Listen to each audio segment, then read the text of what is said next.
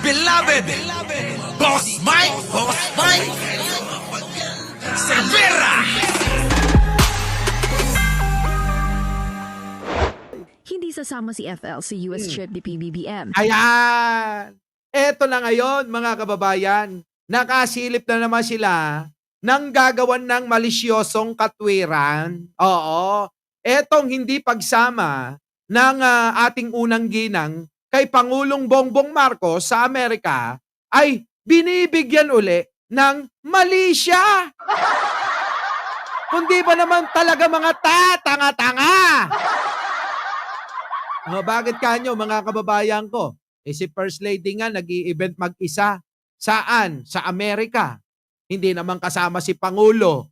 O, di ba? Mga kababayan ko. Tapos ngayon daw, mahalaga na event yung dadalohan ni Pangulong Bongbong Marcos. Hindi, ni Bangag, Eka. Di ba? Yun yung mga litanya nila eh. Oh, akala ko ba akala ko ba hindi magkikita si Pangulo? Di ba nauna nyo sinabi, never na makikipag-usap si Trump kay Pangulo? Bakit ngayon? Iba na yung litanya nyo. Hindi na yung wala, hindi kakausapin yan, Eka. At saka, kakampi yan at best friend ni Tatay Digunyo yan eh. Di ba mga kababayan ko? Yun ang sinasabi. Ay hindi kakausapin yan si Bongbong Marcos. Kasi best friend yan ng tatay naming nakakulong. Di ba yun ang lagi nila sinasabi? At yari ka na, galit yan. Eka sa mga durugista. Lagi naman yun yung kanilang propaganda. Durugista na wala naman silang maipakita na kahit na anong ebidensya. Eto na lang, nakakakita sila ng mga pagkakataon na hindi naman si First Lady o si Pangulo ang mismong may gawa. Ang ginagawa nila mga kababayan ikinukonekta sa may ibang may gawa. Tandaan nyo mga kababayan ko, eto lang yan, napakasimple. Ulit-ulit na lang. Kung may ebidensya kayo, ipakita nyo. Hindi yung puro pamimeke, yung mga binabalita nyo. Ginagago nyo yung mga nanonood sa inyo. Binobobo nyo. Tinatangan nyo lalo yung mga taga-suporta nyo. Di po ba mga kababayan ko? Yun. Di ba? Dimple Smirnoff? Di ba? Jinky Creo, Pachuchay, Chanel Paris, at Mary Jane Pascual. Kayo. Kayo, tignan nyo, isipin nyo maigi kung paano lang itong magpaikot ng mga tangat bobo. Tayo hindi naman neto mapapaikot eh. Tandaan nyo, yung kanilang diskarte na pangpapaikot sa mahihina lang ang ulo. Kung mahina-hina ay madadagit ng mga mapangit eh. Kita nyo mga kababayan ko, example ko na lang. Sa mga magagandang nadagit ng mga pangit. Parang yung mga katunggali natin eh. Di ba? Mga pangit, nakakadagit ng mga mahihina eh. Parang yung mga pangit. Nakakadagit din naman ng magaganda. Dahil tandaan nyo kapag ka maganda, karamihan mga kababayan, mahina ulo niyan. Ayun!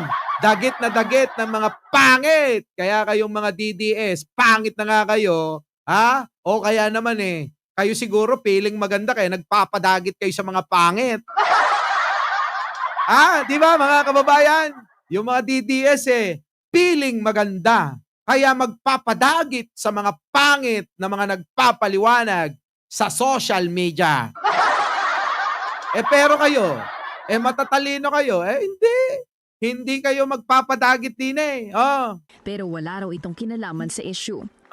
First Lady Maria Luisa Araneta Marcos will travel to Riyadh, Kingdom of Saudi Arabia on the 17th kahapon. Nung isang araw pa mga kababayan. Abay, biruin ninyo ang Pangulo at ang First Lady nagtutulungan para maserbisyuhan ang ating mga OFW. Ang unang ginang po ay nagpunta ho ng Riyadh nung isang araw para po kamustahin, makipagsalamuha.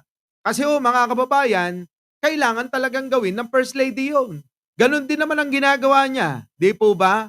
Tulad nung Marso, nung nangyari nga itong pagkamatay ni Tantoko. Mga kababayan, solo rin ho ang First Lady doon. Pero ulitin ko, bakit itong mga tatanga-tangang mga DDS ay pinipilit nila, bakit ka hindi kasama si First Lady? Baka natatakot na ito mahuli ka. Tanga-tanga nyo talaga. Oo, ang tanga-tanga nyo. Hindi nyo ba alam na si First Lady laging nasa US Embassy? Nagkasabay nga kaming dalawa Bawal lang talaga yung mga picture-picture sa loob Bubu! Ang tatanga talaga ng mga DDS, mga kababayan. Pasensya na kayo. Pero totoo yung sinasabi ko. Mga tangat bobo kayo! Oh. Diba? Oh, yan. To 20th July 2025 on a working visit to meet overseas Filipino workers. Kita nyo, sa mga taga-Riyadh, taga-Middle East, mga kababayan, imimit ho kayo ni First Lady. Siguro yung iba na-meet na ho, na-meet na. Kaya eto mga kababayan napakaliwanag ho. Hindi ho kasi katulad ni Buday, si First Lady. Si Buday, punta lang doon sa dahig para magkalat ng kanyang mga hinanaing. Tulad ng mga chismis. Biruin nyo mga kababayan, i-chismis na, magjowa raw Etong si Pangulo at saka si Atty. Claire bubo talaga. Minsan alam nyo mga kababayan, yung kabobohan, nakakahawa. Oo. Kaya kung inyong hindi tatalasan o mahina-hina ang inyong dibdib dyan kay Buday, malamang mahahawa kayo sa kanya Ang tanga, ang bobo. Wala na ngang nagagawa, hindi na nga nakakatulong sa bansa, abay kung ano-ano pang mga fake news ang binabalita. Mga kababayan, ang ating First Lady po ay nandyan po sa Riyadh. Sa mga taga-Riyadh, salubungin nyo ng masigabong palakpakan sapagkat ang ating First Lady ay nagtatrabaho.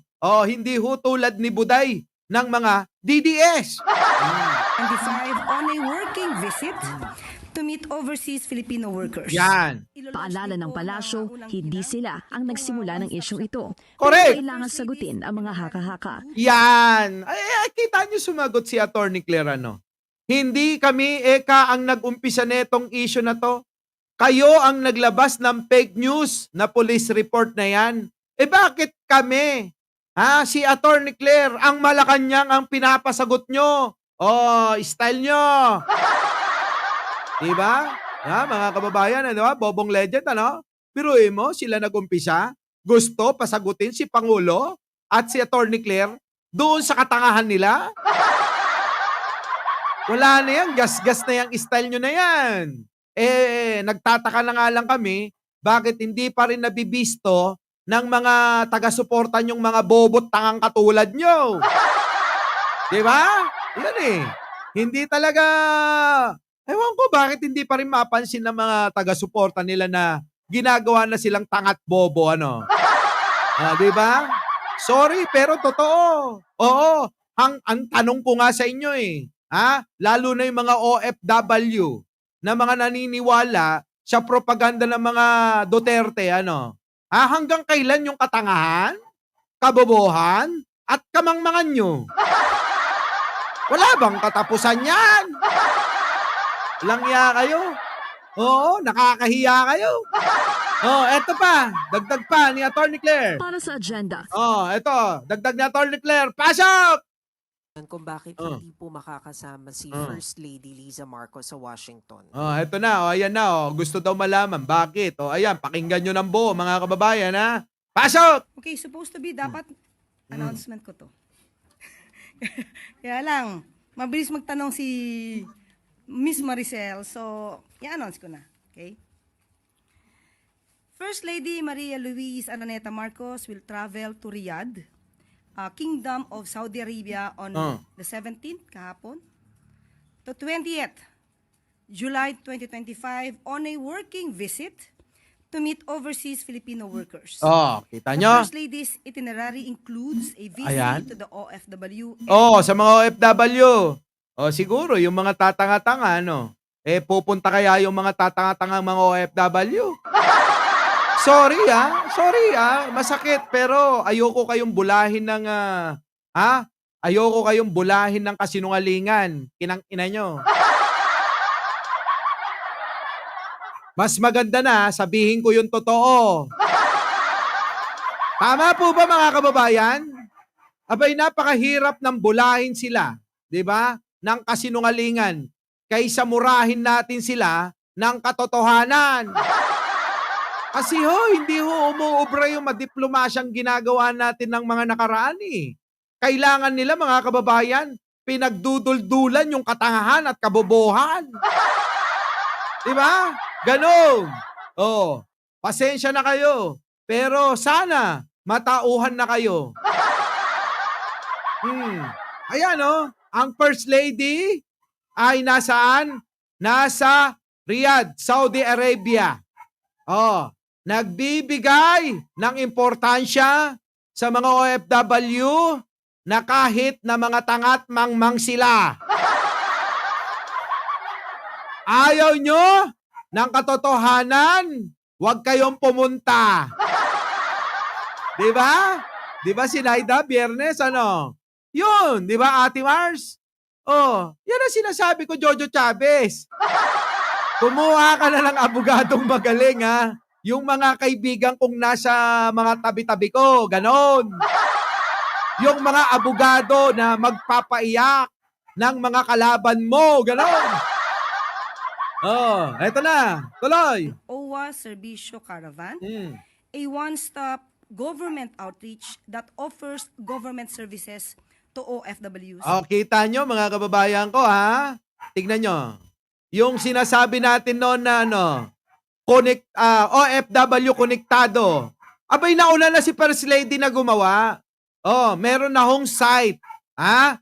Meron na hong site na kayo ay pwede nang magbigay ng inyong mga suhestyon, daing, reklamo, o ano paman. Oh, na problema nyo kung saang bansa man kayo naroon. So meron na ho tayong website para doon mag-mensahe at pakikinggan po yan. At kapag hindi po pinakinggan, eto po pag hindi po napakinggan, abangan nyo po kami sa Agosto, first week ng Agosto, sa Radyo Pilipinas at ating bibigyan tugon lahat yung inyong mga hinaing problema. Wag lang yung away mag-asawa. Kasi kapag maaway mag-asawa, mga kababayan, hindi ho natin yan pakikialamanan. Kasi naniniwala po kami, lalo ako, na ang away mag-asawa ay sila rin ho ang makakasolusyon niyan. Kapag ating nilathala sa taong bayan, sa sambayanan, sa buong mundo, yung pag-aaway niyong dalawa, makakapagbitiw kayo ng mga salita na hindi kaaya-aya sa isa't isa, mapapanood ng inyong mga kakilala, kamag-anak, pamilya, mga anak, hindi po makakatulong yan.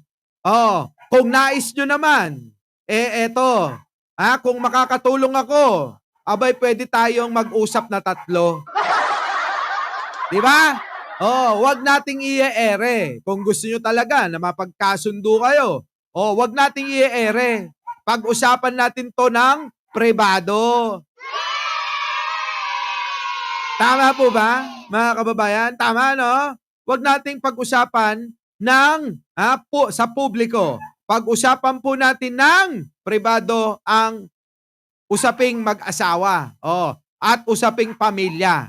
Ngayon, kung ang problema po ninyo sa gobyerno, kulang ng tugon sa inyong kahilingan, daing, ang kailangan po, doon natin tatalakayin para marinig ng mga kung sino mang ahensya ng gobyerno ang may dapat sumagot sa inyong mga problema. Yon.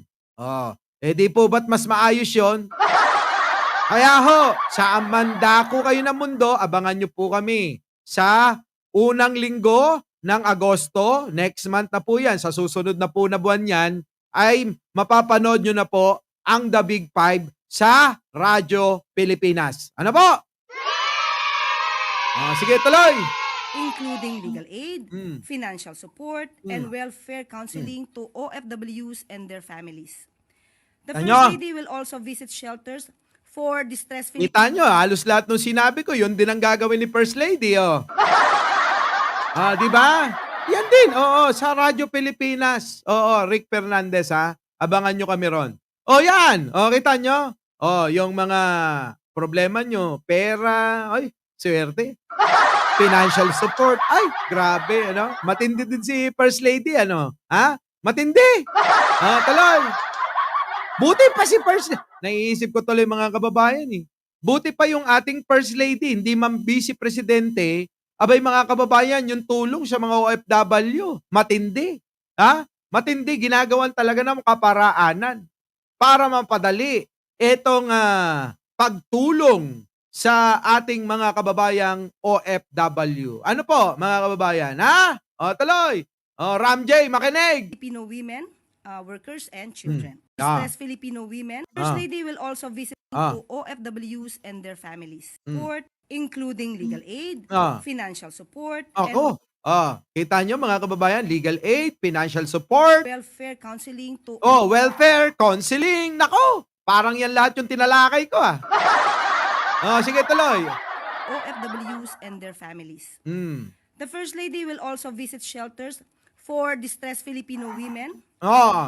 First Lady, ito yung sinabi ko sa iyo, Meron dyan sa Middle East na ako'y pinuntahan. Kinang-ina. Eto mga kababayan, true to life to. Ako mismo nakasaksi, Ako mismo nakasaksi. Eto, panahon nito ni Arnel Ignacio, Ito si Arnel, na-discovering nagnanakaw, mga kababayan. Nung panahon mo to, Arnel Ignacio, yung isang shelter diyan sa Middle East, hindi ko babanggitin kung saan ito, yung kapwa Pilipino ang umaapi sa kapwa Pilipino, kinang-ina mo. Nakakagigil yun, mga kababayan, Tumigil na akong mag-vlog noon, sa totoo lang. Kaya lang, mga kababayan, naawa ako, nagbigay ho kami ng outreach doon sa shelter na yon. Kasama ko yung mga brad ko sa fraternity. Pumunta po kami na taon kasi, nandoon ako at nakita nila ako at nag-post ako, nandun ako sa bansang yon. Marami pala akong mga brad doon. Shoutout sa mga taga-Ad Fellows, sabi, Brad, mag-outreach tayo din Ngayon mga kababayan, pagdating namin doon, biruin ninyo, itinatago yung mga tao. Meron po kaming mga na-interview. Ako, isyosero ko. In-interview ko po yung mga OFW, samot-saring mga problema. Hindi tinutugunan ng mga nandiyan sa embassy ng bansang yan. Panahon mo to, Arnel Ignacio. Hindi ka nagtatrabaho, sa totoo lang ano nangyari? Ikinulong. Mga kababayan sa shelter, meron po silang kulungan ng mga OFW, na walang bintana, pintuan lang. Saan kayo nakakita ng ganon? Wala man lang hangin na papasok, malibang kung bubuksan yung pinto. Siguro may mga OFW na nakaranas, baka may nanonood dito, patunayan nyo na totoo yung sinasabi ko. Mga kababayan, kinausap lang naman. Nagbigay kami ng mga kung samo-sari, pagkain, damit, o ano pa mang kagamitan, sabon, kung ano pa. Hindi rehab yun. Shelter. Doon dinadala yung mga tumatakas sa amo, doon dinadala yung inaabuso ng amo, doon dinadala yung mga may problema. Yan. Anong ginawa nyo doon sa mga tao na yun? Kinawawa nyo, kapwa nyo Pilipino. Pukin ang ina yun. Siguro mga DDS to Opo. Nakakaawa yung mga tao na yun. Oo. Sayang lang eh. Talagang, naku eh, yung cellphone ko nanakaw. Oo. Ewan ko, hanapin ko. Naku, kung pwede lang ipapakita ko eh. Sa totoo lang. Eh kaya lang, sa bansang yun mga kababayan, mahigpit sila dyan. Eh kapag pinakita ko yun sa inyo, pag pinablik ko, eh baka ho ako'y maban. 'Di ba? Mahirap mga kababayan, maban. Kasi may mga negosyo tayo sa ibang bansa. Mahirap yan. 'Di ba? Oh, tuloy. Workers and children. Oh. The trip originally proposed and scheduled in the first week of July will highlight Mm. the steadfast commitment of the Marcos administration to the welfare of OFWs and their families. She will be back on July 21st. Ngayon, bukas, mga kababayan, nandito na ako si First Lady. Oh. At kung napansin niyo po, Hindi, sa isang araw pa pala. sinabi po, nabanggit din po Mm. ni DICT USEC Dave Almirol Mm. na ilo-launch din po ng unang ginang Ang? itong one-stop shop po dito po sa Kingdom of Saudi Arabia. Nako, ayan. Oh, kita nyo mga kababayan ko? Oh, ayan. Si First Lady na mismo ang pumupunta. Oh, busy lang ako. Dapat kasama ako dyan eh. Sabi ko, busy pa ako. Tsaka na kapag nag-umpisa na. Eh, kita nyo mga kababayan. Totoo. Ayan, ayan! Eto, kita nyo ha. Totoo. As from my experience, 2004, kwait. Isa ko sa kasama sa repatriation. Oh, kita nyo. Yan ang sinasabi ko sa inyo. Ayan, si Karen Enciso. Hindi sa akin galing yan. Nakulong kami sa isang room. Ayan, pukin ang ina nyo! Ayan kita nyo ayan nakakulong kami sa isang room at di pwede lumabas. Ganyan ginagawa sa mga OFW nating mga kababayan. Kinang ina nyo, tawag ninyo. Makabagong bayani? Pero minamaltrato nyo! Nakakabwisit. Sa totoo lang ayan kita nyo. Hindi ako may sabi niyan. Ayan si Karen. Na baka sabihin nyo, naggawa-gawa lang ako ng kwento rito eh. Totoo yan, Arnel Ignacio. Kinang ina mo. Puro lang kayo pabida sa camera. Puro lang kayo pa picture. Kunyari talagang mahal na mahal nyo sila. Kinang ina, binabartulina nyo yung mga OFW? Ang kakapal na mga mukha nyo. Wala, alam nyo mga kababayan, kahit ano pang panig sila. Pero para sa akin, kapag kabayanihan at trabaho naman nila, dapat ginagampanan. Hindi yung mamaltratuhin. Bigyan nyo ng aral. Aral na sa maayos na paraan. Hindi yung kinang-ina ginagawa nyong hayop. Yung mga OFW nating nagbakasakali, na baka sakali maiyaw nila yung buhay ng pamilya nila dito sa Pilipinas dahil sa kagagawa ni Digunyo. Di po ba mga kababayan? Yan. Kita nyo Thank you Karen Buti na lang nandiyan ka. Buti na lang talaga nandiyan ka. Sa totoo lang kitang-kita ng dalawang mata ko. Gusto kong, pinigilan lang ako ng mga brad ko. Sabi sa akin ng mga brad ko, alam ko yung iniisip mo, Brad.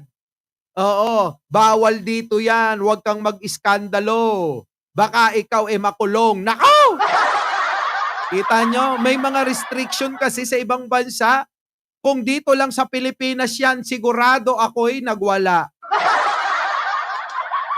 Grabe talaga yung pangmamaltrato nila, mga kababayan. First Lady, kung nakikinig ka, hindi ko nabulong sa'yo to. Baka naman, kamustahin mo yung mga shelter kung paano nila itrato. Baka naman, pinaghandaan na. Bago ka dumating, binantaan na sila. Di ba? Ganon kasi mga kababayan bago ka dumating, First Lady, baka mamaya, yung mga OFW na nandiyan dyan sa shelter, pinagbanta na nila. Sabi nila, hindi ka kakain ng 1 araw, 3 araw kapag ikaw ay hindi sumunod sa mga sinasabi ko. Ganon mga kababayan, yan. Sige, tuloy. So, yun po ang dahilan kung bakit hindi po makakasama ang unang ginang sa UST po. Ayan. Nakita nyo na, ha? Narinig nyo na mga kababayan. At nalaman na natin kung ano ang dahilan kung bakit ang First Lady ng Pilipinas, ng ating bansa, ng ating pinagmamalaki, kinakarangal. Ayun, nando doon sa Saudi Arabia na ngayon mga kababayan ay gumagawa ng mga proyekto, kamustahin itong mga OFW, anuman ng kulay, anumang pinapanigan nyo at pinaniniwalaan, hindi po namimili ang gobyerno. Kaya kung kaya nyo pang umabot, abay, puntahan nyo ang ating First Lady. Abay, doon nyo makikita at napakabait. Oo, hindi suplada, talaga namang hindi pinipili anumang inyong level ng pamumuhay, kayo ay welcome sa kanya. Sobra. Oo, ha? Our beloved Boss Mike. Boss Mike.